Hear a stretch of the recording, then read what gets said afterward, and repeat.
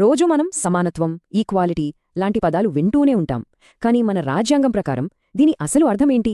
Article 14 ఒకే ఒక చిన్న వాక్యం మన అందరి హక్కులకు ఎలా పునాది వేసిందో ఇప్పుడు చూద్దాం.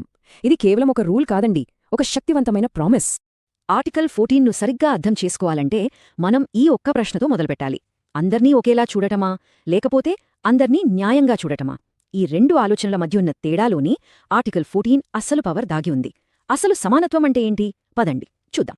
ఇదిగోండి, ఇదే ఆర్టికల్ 14.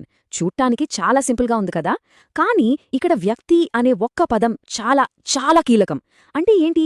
ఈ హక్కు కేవలం మన సిటిజన్స్కే కాదు, మన దేశంలో అడుగుపెట్టిన ప్రతి ఒక్కరికీ వర్తిస్తుంది. ఇది చాలా పెద్ద విషయం కదూ. ఇప్పుడు ఈ ఒక్క వాక్యంలోనే రెండు అద్భుతమైన ఐడియాస్ దాగి ఉన్నాయి. ఇవి రెండు వేర్వేరు రక్షణ కవచాల్లా పనిచేస్తాయన్నమాట. ఈ రెండు కలిస్తేనే మనకు సంపూర్ణ సమానత్వం లభిస్తుంది. అవేంటో ఇప్పుడు విడదీసి చూద్దాం. సరే, మొదటిది చట్టం ముందు సమానత్వం. ఇది మనకు బ్రిటిష్ రాజ్యాంగం నుంచి వచ్చింది. దీన్ని ఒక నెగటివ్ కాన్సెప్ట్ అంటారు, ఎందుకంటే ఇది ప్రభుత్వాన్ని కొన్ని పనులు చేయకుండా ఆపుతుందన్నమాట.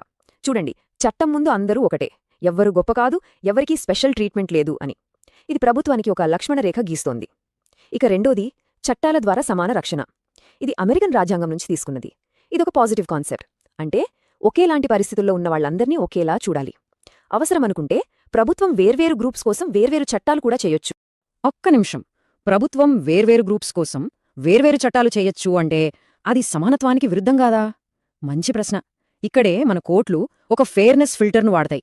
దాన్నే సహేతుకత పరీక్ష అంటారు. అంటే ఒక వర్గీకరణ న్యాయంగా ఉందా లేదా అని ఈ పరీక్ష తేలుస్తుందన్నమాట. సో ఏ చట్టమైనా ఈ రెండు షరతుల్ని ఖచ్చితంగా పాస్ అవ్వాలి. మొదటిది, ప్రజల్ని ఒక గ్రూప్ కింద వర్గీకరించడానికి స్పష్టమైన అర్థమయ్యే కారణం ఉండాలి. రెండోది, ఆ వర్గీకరణకు ఆ చట్టం ఏం సాధించాలనుకుంటుందో ఆ లక్ష్యానికి మధ్య ఒక లాజికల్ కనెక్షన్ ఉండాలి. ఈ రెండు టెస్టులను పాస్ అవ్వాల్సిందే. ఒక ఉదాహరణ చూద్దాం. ఆర్థికంగా వెనుకబడిన విద్యార్థులకు ప్రయోజనాలు కల్పించే చట్టం. ఇక్కడ వర్గీకరణకు ఆధారమేంటి? వాళ్ల ఆర్థిక పరిస్థితి. ఇది చాలా స్పష్టంగా ఉంది. మరి చట్టం లక్ష్యమేంటి? వెనుకబడిన విద్యార్థులకు సాయం చేయడం. సో వర్గీకరణకు లక్ష్యానికి మధ్య డైరెక్ట్ సంబంధముంది. కాబట్టి ఇది సహేతుకమైనదే. ఇది ఆర్టికల్ 14ను ఉల్లంఘించదు. మరి ఈ ఉదాహరణ సంగతేంటి?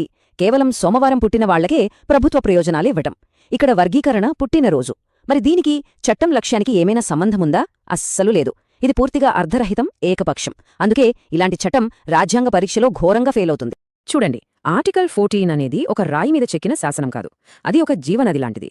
కాలంతో పాటు మన కోర్టులో దీని అర్థాన్ని మరింత విస్తరించాయి, దాని శక్తిని పెంచాయి. కొన్ని చారిత్రాత్మక కేసుల ద్వారా ఈ సూత్రం ఎలా బలపడిందో ఇప్పుడు చూద్దాం. ఈ జర్నీ 1952 అన్వర్ అలీ సర్కార్ కేసుతో మొదలైంది. ఏకపక్ష వర్గీకరణ చెల్లదని అప్పుడే కోర్టు చెప్పింది. కానీ అసలు టర్నింగ్ పాయింట్ 1974లో ఈపీ రోయప్ప కేసుతో వచ్చింది. ఆ తర్వాత మేనకాగాంధీ కేసులో చట్టం కూడా న్యాయంగా, ఫెయిర్గా ఉండాలని చెప్పింది.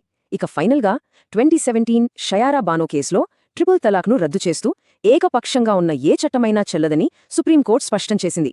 చూసారా, ఇది ఒక స్పష్టమైన పరిణామం. ఈపీ రోయప్ప కేసులో వచ్చిన ఈ ఒక్క వాక్యం అదొక విప్లవమనే చెప్పాలి. సమానత్వమనేది ఏకపక్ష వైఖరికి వ్యతిరేకమైనది. బస్ ఈ ఒక్క మాటతో ఆర్టికల్ 14కున్న అర్థమే పూర్తిగా మారిపోయింది. ఇకపై ఇది కేవలం వేర్వేరు గ్రూపులుగా విడదీయడం గురించి మాత్రమే కాదు, అసలు ప్రభుత్వ చర్యల్లో ఏమాత్రం అన్యాయం గానీ, లాజిక్ లేకుండా ఏకపక్షంగా వ్యవహరించడం కానీ ఉండకూడదు అని ఇది తేల్చి చెప్పేసింది. ఇది నిజంగా ఒక గేమ్ చేంజర్. సో ఇవన్నీ కలిపి చూస్తే మనకు ఏమర్థమవుతోంది? ఆర్టికల్ 14 యొక్క ఆధునిక అర్థం కేవలం వర్గీకరణకు మాత్రమే పరిమితం కాదు. ఇది ప్రభుత్వ ఏకపక్ష అన్యాయమైన చర్యలకు వ్యతిరేకంగా మన చేతిలో ఉన్న ఒక పవర్ఫుల్ వెపన్. ఒకప్పుడు ఆర్టికల్ 14ను సమానులను సమానంగా చూడటం అనే ఒక నారో పర్స్పెక్టివ్లో చూసేవాళ్లు. కానీ ఇప్పుడు అలా కాదు. కొత్త దృక్పథం ప్రకారం నిజమైన న్యాయం జరగాలంటే అసమాన పరిస్థితులలో ఉన్నవారిని విభిన్నంగా చూడాల్సొస్తుంది. ఫైనల్గా ప్రభుత్వ చర్యలు ఏకపక్షంగా లేకుండా న్యాయంగా ఉండటమే అసలైన సమానత్వం. దీని పవర్ ఎంత విస్తృతమైనదో చూడండి.